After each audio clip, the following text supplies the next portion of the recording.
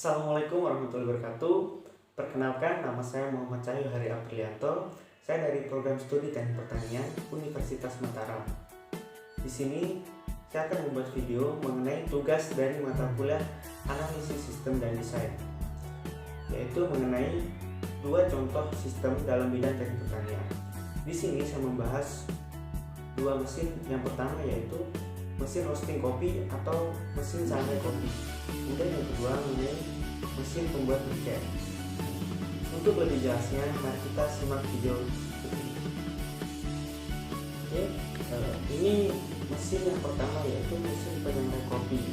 Nah, di sini terdapat sebuah gambar dari desain mesin roasting atau penyangrai kopi.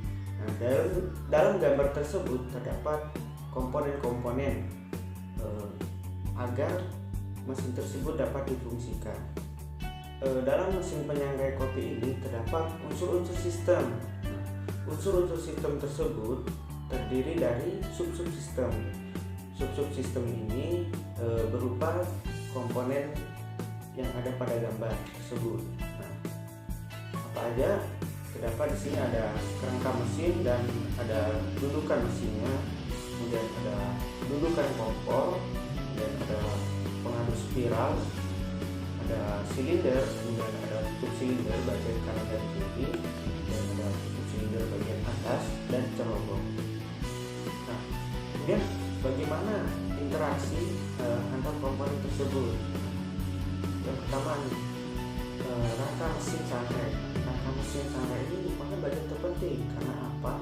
Karena sebagai tempat penyangga dari keseluruhan komponen untuk menempatkan atau memposisikan masing-masing komponen sesuai dengan tempatnya yang telah ditentukan. Nah, kemudian terdapat silinder penyangrai. Nah, silinder penyangrai di sini sebagai tempat untuk menyangrai biji kopi. Jadi biji kopi yang akan disangrai masuk ke dalam silinder ini. Kemudian ada dudukan kompor. Nah, dudukan kompor di sini sebagai tempat untuk memasang kompor dengan menghasilkan panas dari proses pengapian. Pengapian yang digunakan untuk menyangrai kopi. Sumber dari gas kompor ini sendiri diperoleh dari sumber energi biogas atau gas dari kotoran hewan. Kemudian terdapat dudukan motor. Dudukan motor di sini tak lain digunakan untuk tempat untuk menaruh motor listriknya. Nah, jadi motor listrik ini digunakan sebagai penggerak pengaduk spiral terhadap mesin kopi agar dapat berputar. Sumber listriknya sendiri dari motor listrik ini diperoleh dari energi panel surya. Kemudian ada pengaduk spiral. Pengaduk spiral di sini sebagai alat untuk mengaduk kopi. Tujuannya apa? Agar kopi dapat disangrai secara merata. Jadi kopi yang telah masuk ke silinder kemudian dipanaskan menggunakan kompor, kemudian diaduk menggunakan pengaduk spiral, dan pengaduk spiral itu digerakkan oleh motor listrik. Nah, kemudian terdapat penutup silinder di sini. Penutup silinder di sini sebagai penahan panas agar tidak banyak hilang menguap. Ini apa? Agar panas yang di dalam silinder yang diperoleh dari panas kompor itu tidak mudah hilang. Kemudian terdapat cerobong pada bagian tutup atas. Cerobong sendiri digunakan sebagai tempat pembuangan udara hasil dari penyangraian. Kemudian unsur sistem selanjutnya yaitu lingkungan. Nah, apa sih yang didapatkan dari lingkungan itu? Ini terdapat seperti api dari kompor yang diperoleh dari energi biomasa atau biogas dari kotoran ternak sebagai pembakaran yang digunakan untuk menyangrai kopi. Jadi yang diperoleh dari lingkungan, yang pertama dari sumber apinya atau dari gasnya itu diperoleh dari energi biomasa atau biogas dari kotoran ternak. Kemudian sumber energi listrik dari motor listrik sebagai penggeraknya dari pengaduk spiral. tujuannya. Nah, tujuan dari alat ini apa sih? Nah, tujuannya yaitu tak lain untuk mengurangi penggunaan gas bumi yang disebutkan tadi, kompor yang energinya dari kotoran hewan atau biogas. Kemudian yang kedua, untuk mengurangi energi listrik dari energi fosil bumi, serta mempermudah dalam penyelenggaraan kopi yang biasanya dilakukan secara manual, digoreng manual. Kemudian selanjutnya kita lanjut pada mesin yang kedua, yaitu mesin briket yang bertenaga panel surya. Di sini nampak gambar dari mesin briket sendiri. Di sana sama seperti mesin sebelumnya atau mesin roasting, terdapat komponen agar mesin ini dapat berjalan.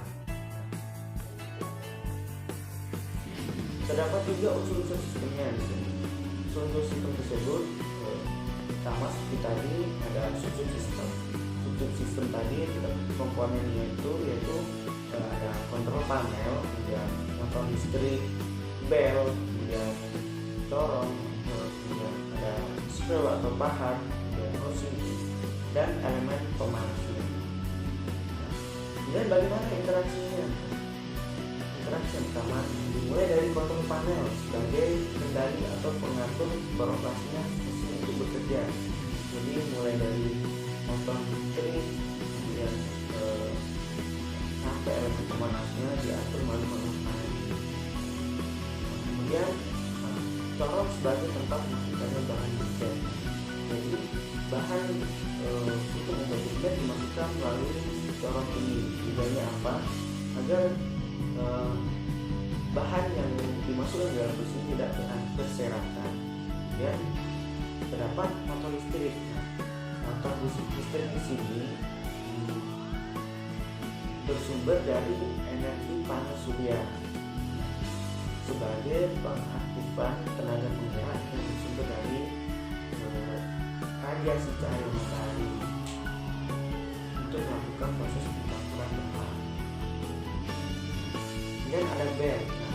Bel di sini tujuannya apa? Bel di sini untuk menghubungkan motor listrik dengan screw atau pahat yang digerakkan oleh motor listrik, yang tujuannya sebagai untuk menekan bahan atau sebagai pengaduk pencacah bahan briket tersebut. Kemudian terdapat elemen pemanas. Elemen pemanas di sini tujuannya untuk mengalirkan panas yang diperoleh dari arus listrik yang mengalir pada elemen sehingga menghasilkan panas pada elemen tersebut. Kemudian dari segi lingkungan apa diperoleh? Dari segi lingkungan lain sumber daya radiasi sinar matahari sebagai sumber energi listrik penggerak motor listrik. Dan yang terakhir yaitu tujuannya di sini untuk memudahkan proses pembuatan briket dan menjadikan sinar matahari sebagai sumber energi pengganti energi fosil. Itulah dari dua contoh sistem mesin dalam bidang pertanian. Cukup sekian. Terima kasih. Wassalamualaikum warahmatullahi wabarakatuh.